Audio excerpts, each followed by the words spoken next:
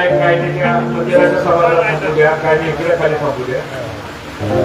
पावसाला नको शकून आहे, काळजी करू नका. जवळ निसर्गाला सुद्धा काळजी आहे. आज आपण सर्वजण बारामती लोकसभा मतदारसंघाच्या या निवडणुकीसाठी आपण प्रचाराकरता इथे एकत्र जमलेलो आहोत. व्यासपीठावर आलेले सर्व पदाधिकारी, आपल्या पक्षाचे तालुक्याचे अध्यक्ष ऍडव्होकेट शरद जामदार, त्याचबरोबर शेतकरी आमच्या मोर्चेचे अध्यक्ष तानाजीराव आणि सगळे उदयसिंह पाटील, मयूर, त्याचप्रमाणे मनोज पाटील, चनाशेठ, सगळे गावातील नागपूरच्या भागातील सर्व आमचे सहकारी बंधू भगिनी, गावचे सरपंच, उपसरपंच आणि माझ्या सर्व पत्रकार मित्रांनो, आज आपण सर्वजण बारामती लोकसभेच्या महायुतीच्या उमेदवाराचा प्रचार करण्यासाठी एकत्र जमलेलो आहोत. महायुती का झाली, आपण का मित्र पक्षाचं काम करायचं आणि आपला बावडा जिल्हा परिषद मतदारसंघामध्ये मला असं वाटतं आपल्या सगळ्यांची जबाबदारी आहे. आणि उद्याच्या 7 तारखेला कमळ रूपी घड्याळावर आपण सर्वांनी प्रचंड ताकदीनं मतदान घडवावं हे सांगण्यासाठी आम्ही सर्वजण आज आपल्याकडे या ठिकाणी आलेलो आहे.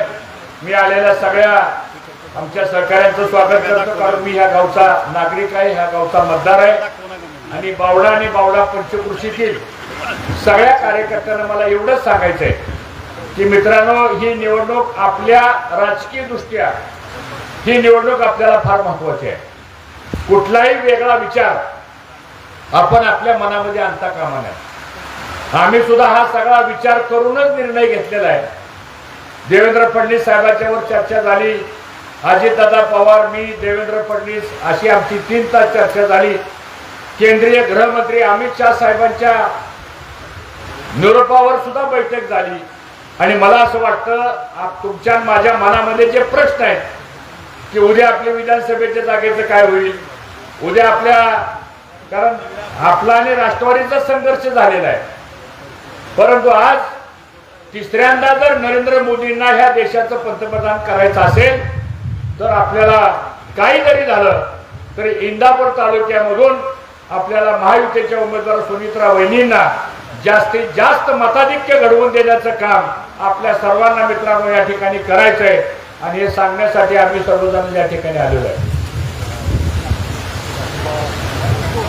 काय हरकत नाही, चांगली लक्षणं आहेत.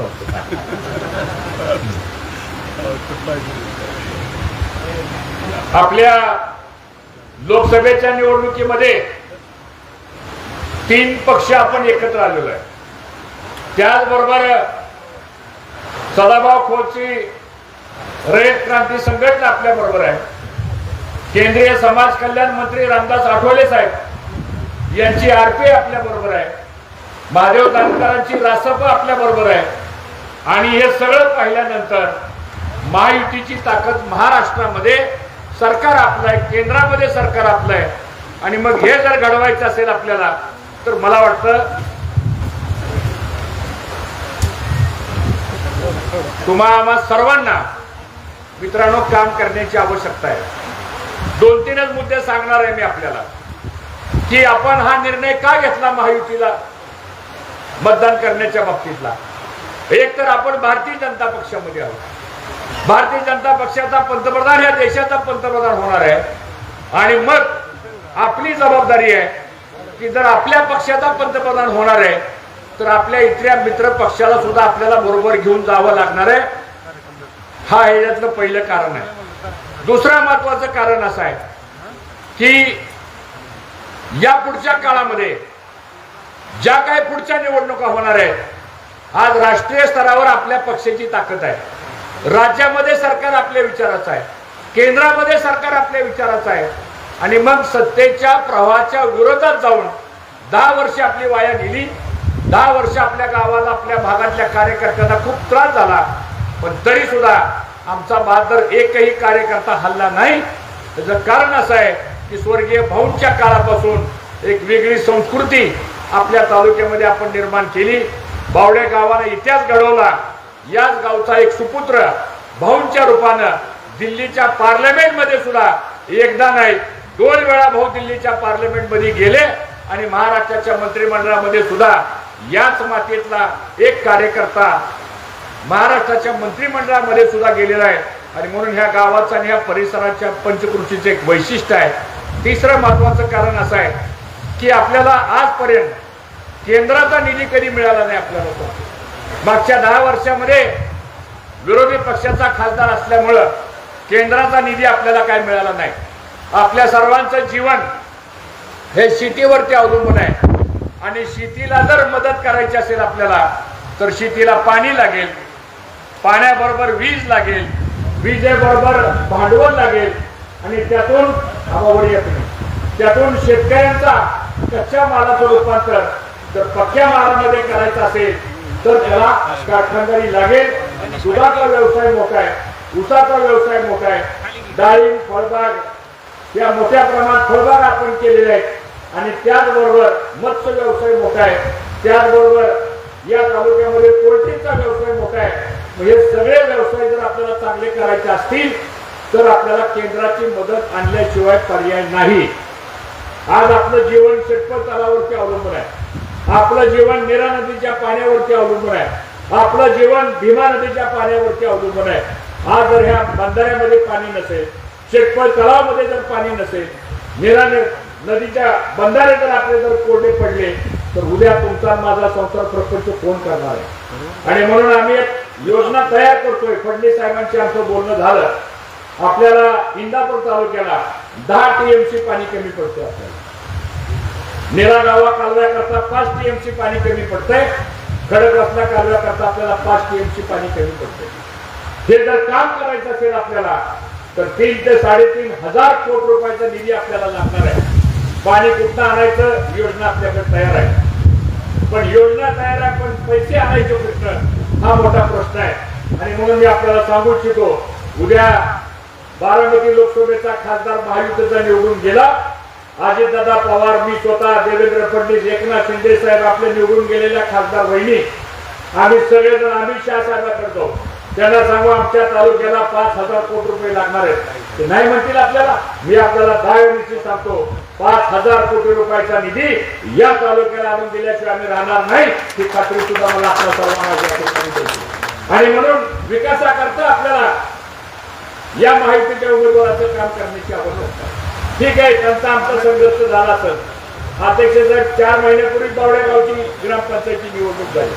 ते आम्ही आमने सामने लढलो, पण तरी सुद्धा या बावडे गावातल्या 72 मतदारांनी 1600-1700 मताच्या फरकानं आमच्या गिरमेच्या इतर सरपंच आहेत त्यांना विक्रमी मतानं सरपंच पदावर एक सामान्य महिला आज तिला सरपंच पदावर काम करण्याची संधी या गावातल्या सगळ्या जाती धर्माच्या लोकांनी मतदान केलं.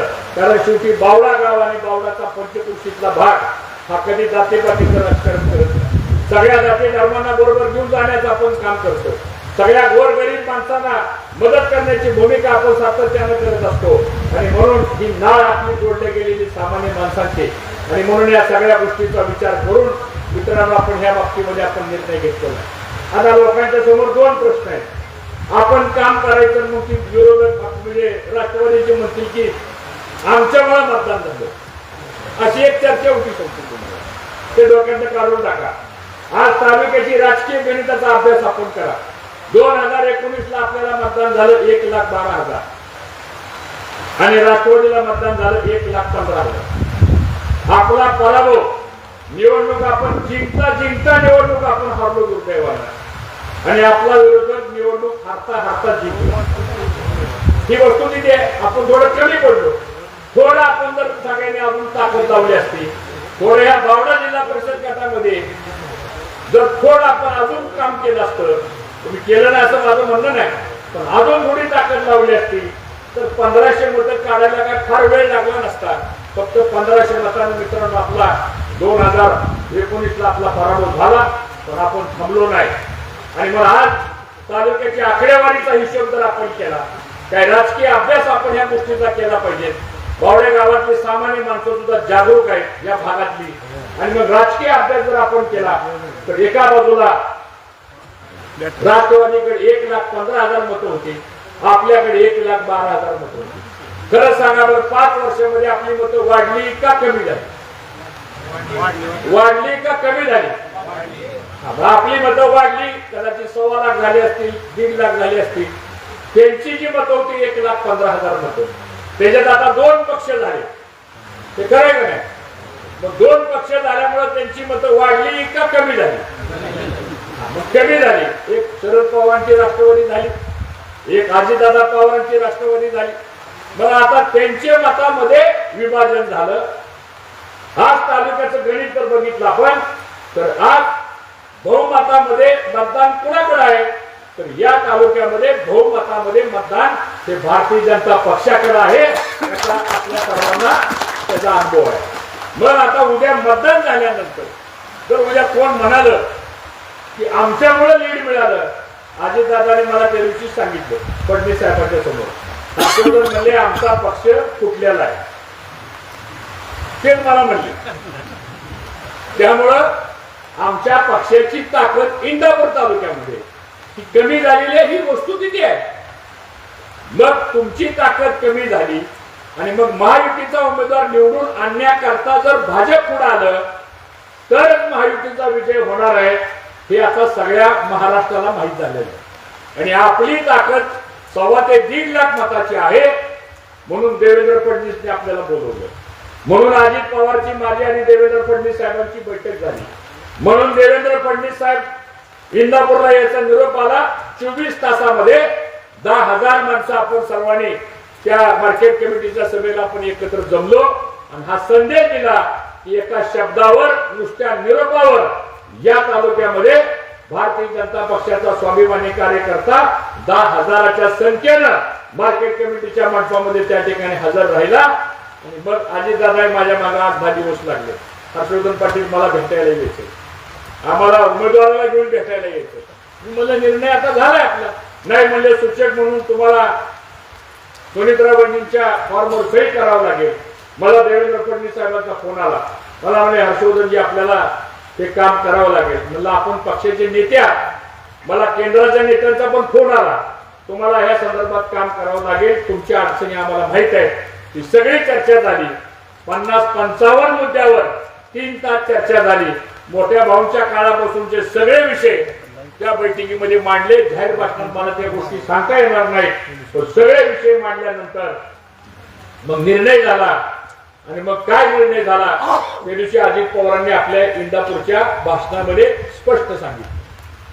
त्यामुळे आज चिंता करायची काही कारण नाही. उद्या इंदापूर तालुक्यामध्ये जे मताधिक्य मिळणार आहे, मी आज जबाबदारीने सांगतो की फक्त आणि फक्त भारतीय जनता पक्षाच्या निष्ठावंत कार्यकर्त्यांच्या मताच्या जोरावर मताधिक्य मित्रांनो या ठिकाणी मिळणार आहे. आणि म्हणून राजकारणामध्ये, समाजकारणामध्ये भूमिका स्पष्ट घ्यावी लागते आपल्याला. तळ्यात मळ्यात भूमिका घेऊन राजकारण होत नाही. मला मान्य आहे तुम्हाला जेवढा त्रास झाला त्याच्या कितीतरी 100 पटीने त्रास मला पण झालेला आहे. झाला नाही अशातला काही भाग नाही. पण मग सांगा पर्याय काय आपल्याला? दुसरा मार्ग आपल्याकडे काय आहे? तुम्ही सांगा, गावातली माणसं, या भागातली माणसं, उद्या आपल्या गावातल्या एखाद्या शिंदे वस्तीचा ट्रान्सफॉर्मर जळाला 100 केवीचा आणि तुम्ही माझ्याकडे आला ट्रान्सफॉर्मर बदलून द्या, मी कुणाला सांगायचं? उद्या शेटपळ तलाव आपला जर वर्षभर नाही भरला, तुम्ही आला मला म्हणला शेटपळ तलाव भरला पाहिजे, मी कुणाकडे जायचं? उद्या कणूचा बंधारा कोरडा झाला, भीमा नदीत पाणी सुटल्या गेलं आणि जर गेट टाका म्हणले तर मी कुणाला सांगायचं? उद्या बावड्याच्या सबस्टेशन मधला एखादा 5 एमबीचा ट्रान्सफॉर्मर जळाला, तुम्ही सगळे आला माझ्याकडे म्हणला भाऊ ट्रान्सफॉर्मर बदलून द्या, मी कुणाला सांगायचं? उद्या निराविमा कारखाना, छत्रपती कारखाना, कर्मयोगी कारखाना आर्थिक अडचणीमध्ये आला, काय मदतीची गरज पडली, आपण जायचं कुणाकडे? दूध संघ आपला अडचणीत आला, उद्या अमोलचा काय प्रॉब्लेम निर्माण झाला तर आपण जायचं कुणाकडे?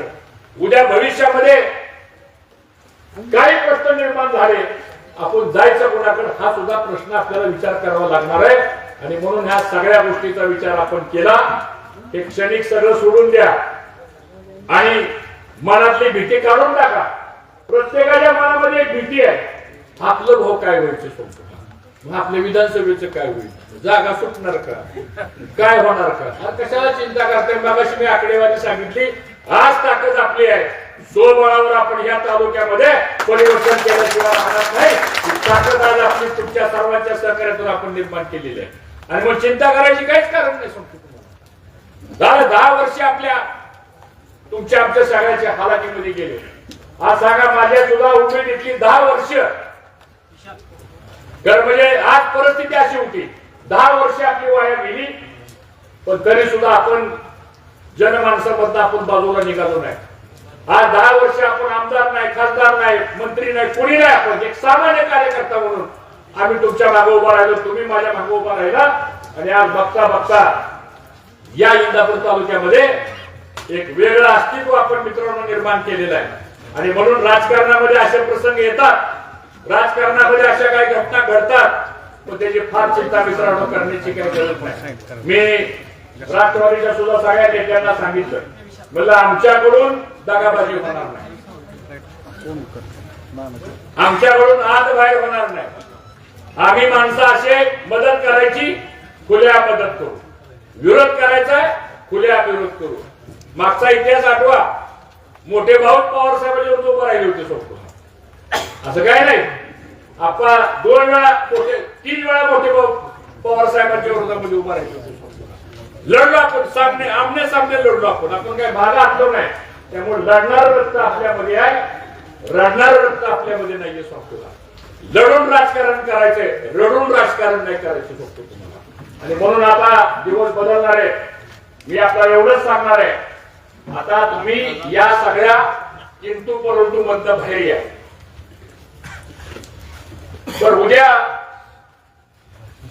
लोकसभा झाल्यानंतर अजून बरंच पाणी वाहून जायचंय.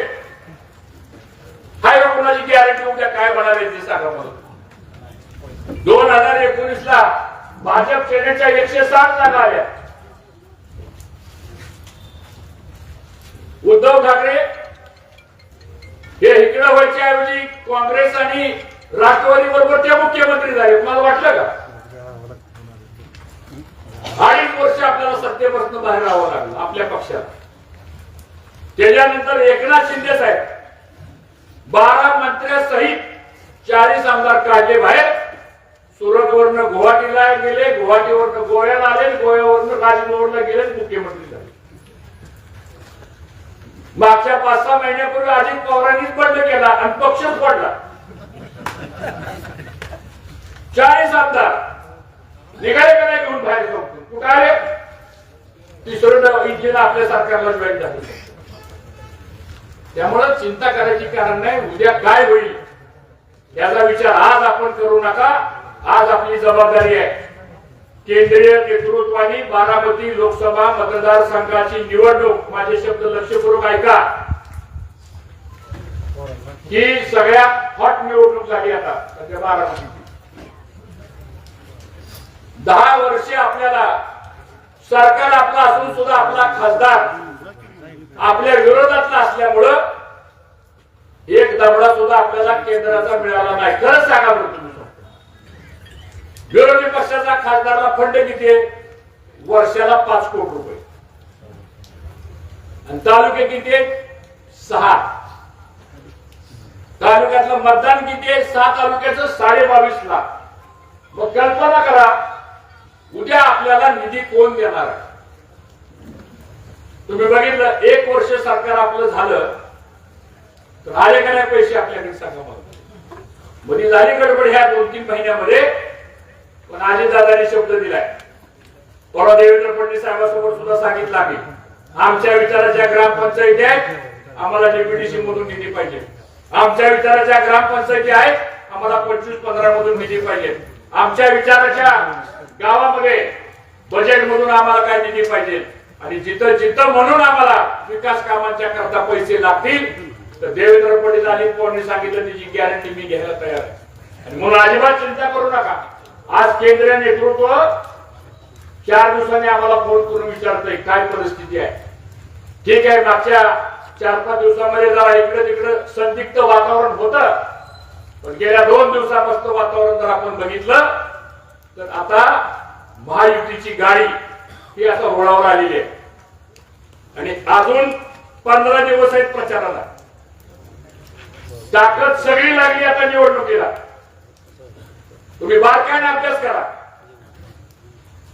खडकवासला 5.6 लाख मतदान आहे, सगळं शहरी मतदान आहे. तिथले सगळे नगरसेवक भाजपचे आहेत, तिथला आमदार भाजपचा आहे आणि अजितदादांच्या राष्ट्रवादीचे जवळजवळ 16 नगरसेवक त्या खडकवासला मध्ये आहेत. तिथं मतदान चांगलंच होणार आहे. तिथं खाली आलो आपण भोरवेलला मुळशी. भोरवेलला मुळशीला सुद्धा काय वातावरण आहे, मी परवा जाऊन आलो. तिथं सुद्धा महायुतीलाच मतदान होणार आहे. तिथनं खाली आलो पुरंदरला. आपण पुरंदरला सगळे एकत्र आलेले आहेत सगळे, आणि पुरंदरला सुद्धा मताधिक्य होणार आहे. दौंड मधली परिस्थिती काय? दौंड मध्ये 2च गट आहेत, एक राहुलपूरचा गट आहे, एक रमेश पोराचा गट. दोन्ही गट कामाला लागलेले आहेत. इंदापूर मध्ये सुद्धा 2च गट आहेत, एक राष्ट्रवादीचा एक आपला. त्यामुळं बारामतीत काय घडणार आहे, कोणी काय म्हणू द्या, शेवटी तिथं अजित पवार हे 30-35 वर्ष झाला आमदार आहेत, मंत्री आहेत, उपमुख्यमंत्री आहेत आणि त्यांचा मतदारसंघ आहे विधानसभेचा. त्यामुळे ते काय असं काय थोडीच शांत बसणार आहेत. राहिला प्रश्न इंदापूरच्या बाबतीमध्ये, याच आपल्याला सांगतो, तुम्ही सगळ्यांनी ताकदीने कामाला लागा. इंदापूर तालुक्यातलं मताधिक्य तुम्ही सगळ्यांनी जर जोर लावला तर बारामतीपेक्षा सुद्धा इंदापूर महायुतीला आघाडीवर केल्याशिवाय राहणार नाही. हे काम तुम्हाला आम्हाला सर्वांना मित्रांना या ठिकाणी करायचं आहे. दिवस आता बदलायला लागलेले आहेत. आता सांगतो काय घडेल भविष्यामध्ये सांगतो. हा, चिंता करू नका. आपण संघर्ष करणारी माणसं आहे, स्वाभिमानी माणसं आहे. आपण लाचारी पत्करणारी माणसं नाहीये. आणि आज जर बघितलं आपण तर जेवढे कार्यक्रम झाले ह्या 8-15 दिवसामध्ये, जरा बारकाईने अभ्यास करा. तुम्ही आमच्या ह्या 3 दिवसामध्ये आमच्या 21 सभा झाल्या अध्यक्ष आपल्या. मी 20 झाल्या. 21वी सभा काठीची एक मैल झाल्यामुळे होऊ शकली नाही. तर ह्या 3 दिवसामध्ये 20 सभा झाल्या. फक्त कार्यकर्त्यांना आपण बोलवलं होतं. उत्स्फूर्तेने कार्यकर्ते आले. तुम्ही सुद्धा निरोप केला, तुम्ही आला. सांगतो कशाचं प्रतीक आहे? आपल्याकडे नियोजन आहे, आपल्याकडे शिस्त आहे, आपल्याकडे तत्व आहे, आपल्याकडे संस्कार आहे, आपल्याकडे फसवणूक नाही. आणि आज मला सर्वांना सांगायचंय, राजकारण फाटीबाय फाटी करावं लागेल. गावामध्ये सुद्धा दुसरी जी बाजू आहे, मी त्यांच्याशी पण बोलणार आहे. त्यांनी पण आता आज सकाळपासून घर टू घर प्रचार सुरू केलाय. ते त्यांचा प्रचार करतील, आपण आपला प्रचार करू. नंतर संयुक्त सभा या 3 किंवा 4 तारखेला आपल्या 8 सभा होणार आहेत. आणि त्या सभेमध्ये सुद्धा मी अजितदादांना सांगितलं, 4 सभेचं नियोजन तुम्ही करा, 4 सभेचं नियोजन आम्ही करतो. म्हणजे पुन्हा अनेक तुम बैठो हम बैठो गाडी निकल जाएगा असलो कोणी करतो. आणि मग निर्णय झाला. त्याला सांगितलं, बावड्याची सभा यजमानपद आम्ही घेऊ, तुम्ही बरोबर या. काठी वडापुरीची सभा आम्ही घेऊ, तुम्ही आमच्या बरोबर या. फळदेवची सभा आम्ही घेऊ, तुम्ही आमच्या बरोबर या. भिगवणची सभा आम्ही घेऊ, तुम्ही आमच्या बरोबर या. संसर तुमच्या ताब्यात कारखाना आहे, संसरचं नियोजन तुम्ही करा. तानाजीराव आपण सगळी त्यांना मदत करू. कळस वालचंदनगर जिल्हा परिषद मतदारसंघ आमदारांचाच मतदारसंघ आहे. तिथलं नियोजन तुम्ही करा, आम्ही तुमच्या बरोबर येऊ. निमगाव तुमचा सरपंच आहे, तुमची तिथं कार्यकर्ते आहेत. निमगाव जिल्हा परिषदेची सभा तुम्ही करा, आम्ही तिथं तुम्हाला मदत करू. इंदापूर शहरामध्ये तुमचे जिल्ह्याचे राष्ट्रवादीचे अध्यक्ष आहेत, तुम्ही इंदापूर शहराचं नियोजन करा, आम्ही तुमच्या बरोबर येऊ. त्या 8 सभा अशा होतील. तर अजित पवार असेल, मी असेल, आमदार असतील, उमेदवार असतील आणि सगळे कार्यकर्ते असतील. तर ती सभा सुद्धा आपली इथं बावडेला होईल संध्याकाळची. न भूतो न भविष्य अशा प्रकारची सभा आपण करू. आणि मला आपल्या सर्वांना प्रामुख्याने सांगायचंय, बावड्या घाटावर जास्त लक्ष आहे बरं का सोडतो. ह्याच्यावर आपलं भवितव्य अवलंबून आहे. कुणीतरी काहीतरी सांगेल, ऐकू नका. बावडा जिल्हा परिषद मतदारसंघामध्ये मी तुम्हाला आज दाव्यानं सांगतो, मताधिक्य सगळ्यात जास्त मिळणार आहे बावड्या घाटामध्ये. चिंता करायची नाही. कारण फक्त राजकारण फाटीबाय फाटी करावं लागेल आपल्याला. दिशा बदलली आपली. आता उद्या कोणी आला आपल्याकडं, कुणाला यायला विरोध नाही आमचा. कुणी येऊ शकतो, लोकशाही आहे. कुणाच्या घरी कुणी आलं या, त्याचा पाहुणचार करा, त्याला वेळ असेल तर एक कप चहा पाजा, नाही उठला तर दुसरा कप चहा पाजा, तरी नाही उठला तर त्याला नाश्ता द्या, तरी नाही उठलं तर त्याला जेवायला घाला. माझं काय म्हणणं, सगळं करा, पण त्याला फक्त एक स्पष्ट सांगा, मत सोडून बाकीचं काय असेल तर बोल. ही क्लिअरिटी पाहिजे. जर आपण म्हणलं का नाही मग 10 नंतर फोन करा, बोलतो तुमच्या जास्त नाही चालायचं. माणसं सगळीकडे सगळी माणसं फिरतायत, स्पष्टता असली पाहिजे. आता मी सुनित्रा वहिनींच्या फॉर्मवर सूचक म्हणून सही केल्यावर विषय मिटला ना. सूचक झालं मी त्या फॉर्मचा म्हणल्यानंतर प्रश्न इथून कुठे आला आणि तुम्हाला सगळ्याला विचारूनच सूचक झालं. आणि म्हणून लोकांच्या मनात एक शंका अजूनही वाटतं, भाऊ आपल्याला 4 वेळा फसवलं, मग पुढे काय होईल आपल्याला. ते दिवस गेले. आता पत्ते आपल्या हातात आहेत. काळ आपला आहे. आता भारतीय जनता पक्षाचा काळ आहे, चिंता करू नका. 48 जागा महाराष्ट्रामध्ये जागा वाटप झालं, 29 जागा भाजपला आल्या. अजित पवारच्या राष्ट्रवादीला 5 आल्या, त्यातली 1 जागा महादेव जानकरला दिली राष्ट्रपती. एकनाथ शिंदे साहेबांना 16 जागा गेल्या. ह्याचा अर्थ काय, कोण पॉवरफुल आहे महाराष्ट्रामध्ये? कोण पॉवरफुल आहे? भारतीय जनता पक्षाचा. सर्वे आले परवा, इंडिया टुडेचे काय लोक मला माझी मुलाखत घ्यायला आले. राजदीप सरदेसाईसारखा टॉप दिल्ली मधला जो सगळ्यात मोठा एडिटर आहे, की जे जे टॉक शो जो होता त्याला 15-15, 20-20 कोटी व्ह्यूअर्स आहेत, त्यांनी माझी मुलाखत घेतली, अंकिताची मुलाखत घेतली, अजित पवारांची पण मुलाखत घेतली. त्या दिवशी त्यांनी सांगितलं काय जरी झालं तरी भारतीय जनता पक्ष, सी वोटरचा सर्वे बघा, इंडिया टुडेचा सर्वे बघा, चाणक्याचा सर्वे बघा. आता महाराष्ट्रातले काही सर्वे परवा आले ना, त्या सर्वेवर काय विसरून राहणार, कारण फॉर्म न भरता सर्वे कसा येऊ शकतो. म्हणजे अजून उमेदवार ठरायचे तोपर्यंत सर्वे हे आघाडीवर आणि पिछाडीवर. अरे उमेदवाराचा फॉर्म भरू द्या, छाननी होऊ द्या, चिन्ह वाटप होऊ द्या, यादी बाहेर जारी होऊ द्या, प्रचार सुरू होऊ द्या, मग सर्वे. आता आपला सर्वे काय सांगतो, एवढी माणसं दिसल्यावर सांगा बघून. तुम्ही सांगाय का, तुम्ही काय माझं भाषण दुसरं मतदान करणार आहे काय? अजिबात होणार नाही. कारण शेवटी आम्ही कुठलाही निर्णय घेताना हे बघा, ह्यात माझा वैयक्तिक खरंच काय स्वार्थ नाही. मी गावातला माणूस आहे, मी प्रांजळपणे बोलतो. आम्ही हा निर्णय का घेतला? माझ्यासाठी नाही, गावासाठी पण नाही. हा निर्णय आपण यासाठी घेतला, या इंदापूर तालुक्यातल्या आम जनतेने 10 वर्ष हाल अपेक्षा सहन केलेली आहे. जर आपण प्रवाहाच्या विरोधात जर गेलो तर उद्या आपलं भवितव्य कोण घडवणार आहे?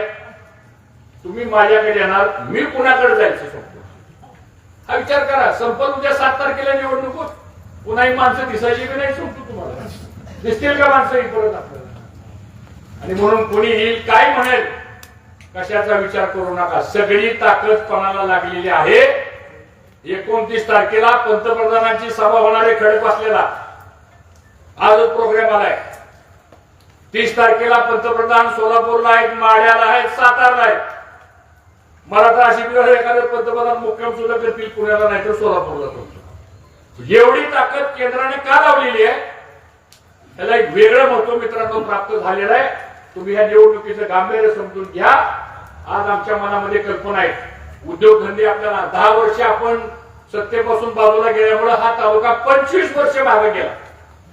25 वर्ष मागे गेला हा तालुका संपूर्ण. तर आज इंदापूर तालुका एक काळ असा होता, इंदापूर तालुका बागायत करता प्रसिद्ध होता.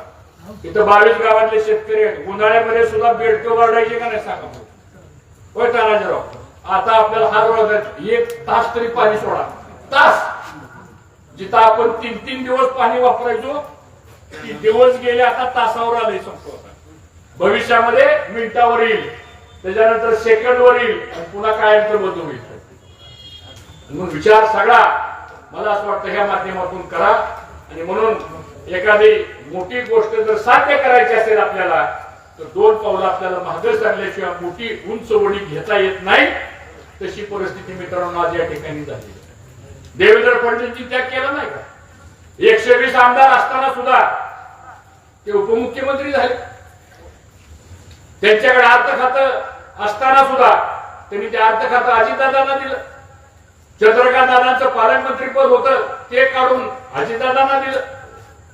10 राष्ट्रवादीच्या मंत्र्यांना शपथ दिला. हे का केलं? मुख्यमंत्रीपद एकनाथ शिंदे साहेबांना का दिलं? काय केंद्रीय नेतृत्व काही विचार करत नाही? सगळ्या गोष्टीचा विचार मित्रांनो ते करतं. आणि आता तर एक सगळ्यात चांगली गोष्ट काय झाली, कोण अजितदादा म्हणले इंदापूरच्या सभेमध्ये हर्षवर्धन पाटलाचं अमित शहाचं चांगलं म्हणले. मग आता अमित शहा हे देशाचं कणखर नेतृत्व आहे. आणि सुदैवानं त्यांचं आपल्यावर विशेष लक्ष आहे. माझ्यावर म्हणजे इंदापूर तालुक्यावर माझं काय वैयक्तिक त्याच्यामध्ये नाही. आणि म्हणून आता चिंता करू नका, दिवस आपले आता बदललेले आहेत.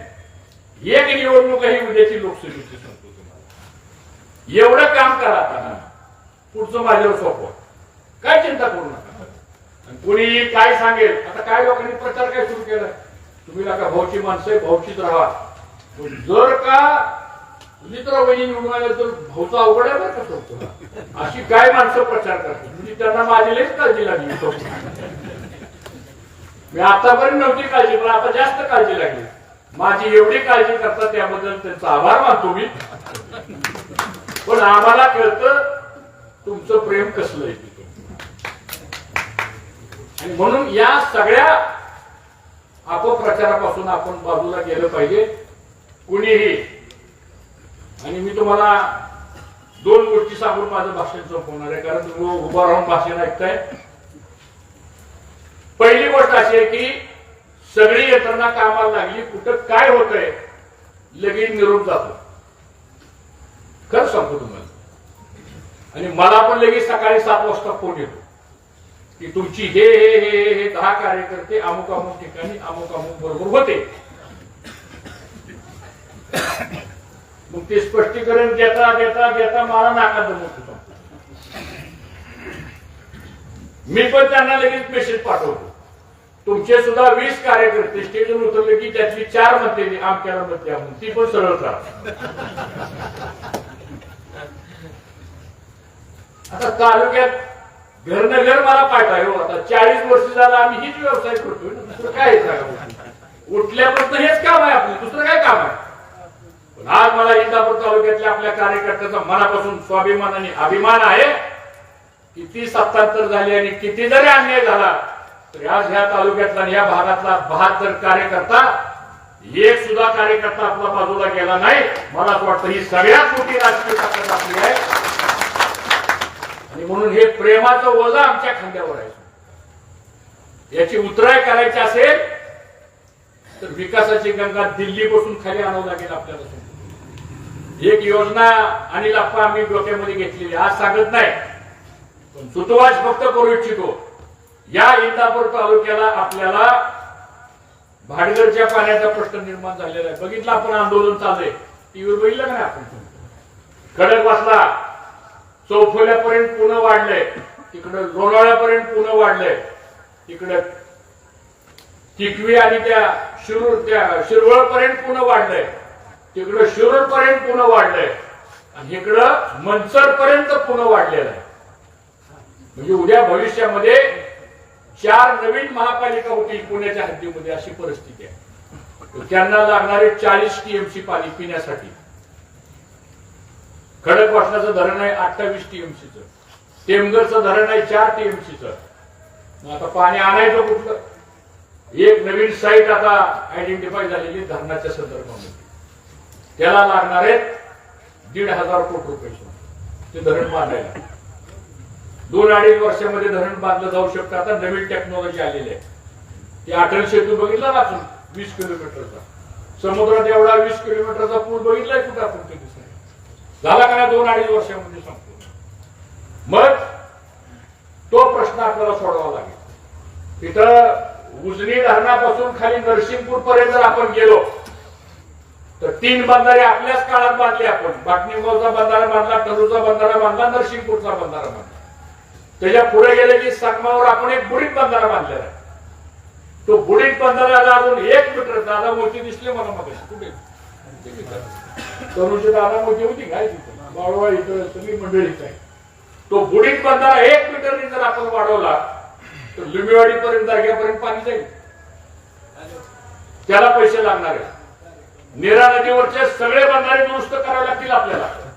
आणि इथं जर बुडीत बंधाऱ्याची चेन जर आपण केली ह्या नदीवर, कारण मी काल आज सकाळी मी बाबळगावला गेलो एका बैठकीला, तिथे 5, 50, 100, 200 लोक मला भेटायला आले. आणि मध्यंतरी आंदोलन झालं, भांडगावची काय लोक दिसतात इथं आलेली मला. एक आंदोलन झालं मध्ये संपतो. हा उद्या जर भाटनिमगावच्या तिथे 1 बुडीत बंधारा, भांडगाव पशी 1 बुडीत बंधारा, गोगरे गणेशवाडी पशी 1 बुडीत बंधारा, जर 3 बंधाऱ्याची जर चेंज झाली तर मी तुम्हाला दाव्यानं सांगतो 12 महिने तुम्हाला पाणी कमी पडणार नाही, याची 12 गॅरंटी मी घेतो. नीरा नदीची पण तीच परिस्थिती आहे. हे सगळं काम जर करायचं असेल आपल्याला तर आपल्याला केंद्राचाच पैसा आणावा लागेल. आपल्या राज्याचं इरिगेशनचं बजेट 10,000 कोटीचं आहे. त्यातले 9,000 कोटी स्पिलओव्हरला जातात, म्हणजे जुनी कामं करण्याकरता. राहिले 1,000 कोटी रुपये, त्यातले 800 कोटी रुपये जातात पगारा करता. राहिले 200 कोटी रुपये. 200 कोटी तर राज्याला कातालाही पुरायचे नाहीत, आणि मग पैसे आणायचे कुठनं, हा सगळा प्रश्न होणार आहे. आणि कल्पना करा, उद्या मी अजितदादा, देवेंद्र फडणवीस, एकनाथ शिंदे खासदार आम्ही जर गेलो दिल्लीला भेटायला आणि अमित शहाना सांगितलं साहेब अशाची आमची अडचण आहे, 5 मिनिटं ते आम्हाला प्राईम मिनिस्टरकडे घेऊन जातील. आणि प्राईम मिनिस्टरकडे गेल्यानंतर त्यांनी जर बघितलं याला बारामतीचा खासदारांनी निवडून आणलाय, मोदी काय शांत बसतील का? होय, 5 मिनिटात 5,000 कोटी रुपये मिळतील आपल्याला तालुक्याच्या विकासाकरता. काय अडचण नाही. हा विचार करा तुम्ही. सांगतो ही बाकीचं सोडून द्यावं. आणि मला तुम्हाला एक सांगायचं, मनातली भीती खरं काढून टाका. आपण घाबरलेले वाटतंय माणसं, काय होईल, कसं होईल, काय होईल, काय होत नाही. आपली ताकद वाढलेली आहे, आपल्या मनगडामध्ये ताकद आहे. आणि काय मागायचे ते आपल्या पक्षाला मागून आपण देणार आहे. कोण आपल्याला आपल्याला पक्ष देणार आहे? दुसरं कोण देणार आहे आपल्याला? काय आपला पक्ष मजबूत आहे. 19ला मी निर्णय घेतला, काय लोक म्हणायची भाऊ अपक्ष असतं तर बरं कशाला निर्णय घेतला. आज काय वाटतं तुम्हाला, निर्णय चुकला का आपला? आज निर्णय घेतला आपण महायुतीचा प्रचार करायचा. आज थोडस जरा अवघड वाटते काय लोकांना पचायला जरा, पण नंतर तुम्हीच म्हणणार आहे भाऊ निर्णय योग्य घेतला तुम्ही. आणि म्हणून जो कोणी प्रमुख असतो त्याला शेवटी सगळ्या प्रजेचा, सेनेचा, सैन्याचा सगळा विचार करावा लागतो. मी ह्याच्यात माझा वैयक्तिक विचार केलेला नाही. मी विचार केलाय तुमच्या सगळ्यांच्या भवितव्याचा सांगतो तुम्हाला. आणि आज आपल्याला या सगळ्या गोष्टी मित्रांनो आपल्याला आता बघा, 14 पर्यंत आपल्या कारखान्याला कधी अडचण आली का?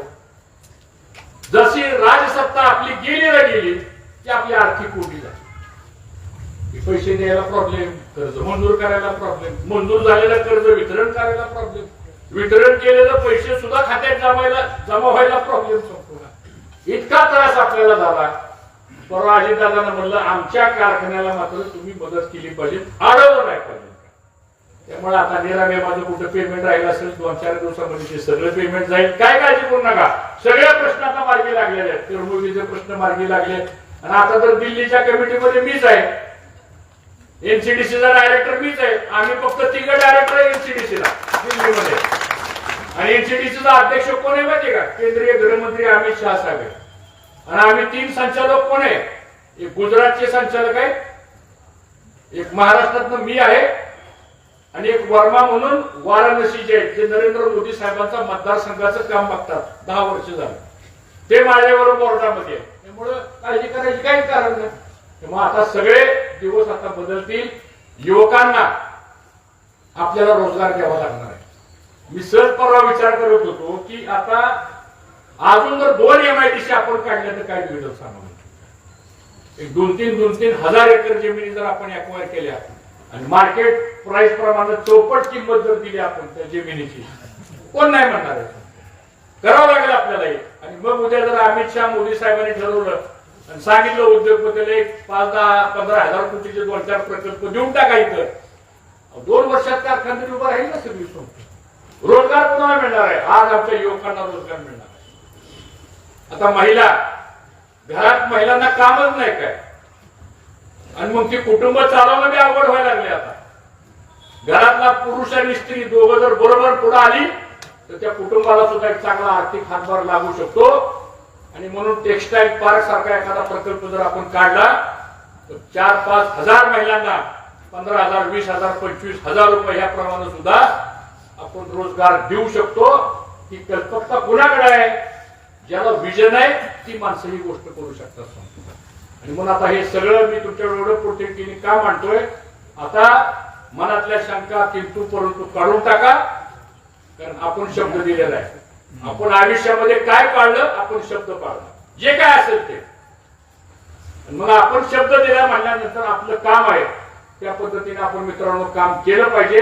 आणि म्हणून आता या पुढच्या 8-10 दिवसामध्ये घराघरापर्यंत जावा आणि कमल रूपी घड्याळाला मतदान करायचं. साधा फॉर्म्युला आहे. माझा किती तारखेला मतदान आहे? बरं झालं, म्हणजे महादाला तारीख माहिती म्हणजे सगळ्या तालुक्याला तारीख मतदान करून यात्रा करायची. आणि म्हणून आपल्या सर्वांना मला सांगायचंय, आता आपण स्वतः उमेदवार आहे असं समजून मित्रांनो आपण काम करा. पुढच्या 3 दिवसामध्ये भैया पाटलांनी, मनोजनी, मयूरनी सगळ्यांनी बसून एक दौरा आखलेला आहे. तो दौरा व्यवस्थित करा.